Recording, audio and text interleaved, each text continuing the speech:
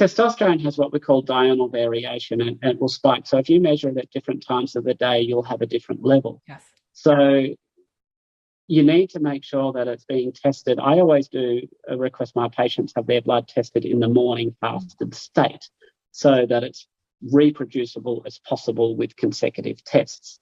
So you can't just be looking at serum testosterone in isolation if you're not taking into account the diurnal variations. And there's other factors that can involve. We often do see T3 going lower.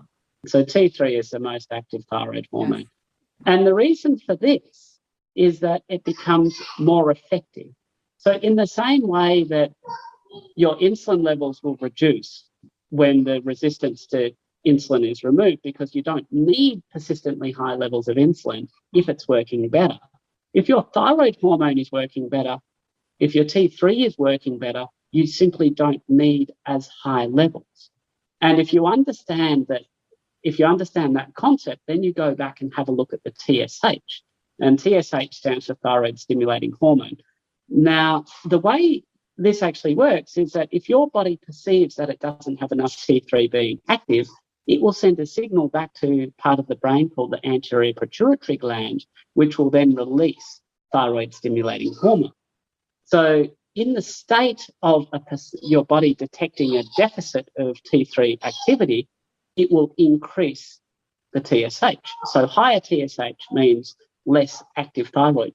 Usually what we'll see is that even if the T3 is going down, we will also see the TSH going down at the same time. And the TSH going down indicates that the body is perceiving an increase in thyroid activity.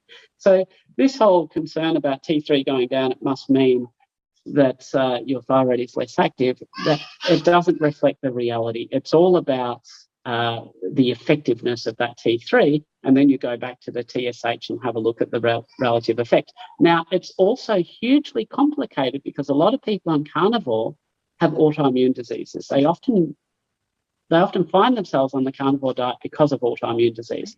And the most common autoimmune disease we have is something called Hashimoto's thyrotoxicosis. What this means is that your immune system is attacking this thyroid gland that's sitting in the base of your neck on the front here. Now, what actually happens is when you have an active autoimmune attack, then the preformed thyroid that's stored in the thyroid gland will be released. And if you have a pulsatile attack on the thyroid, you'll have a release of thyroid hormone in a pulsatile manner.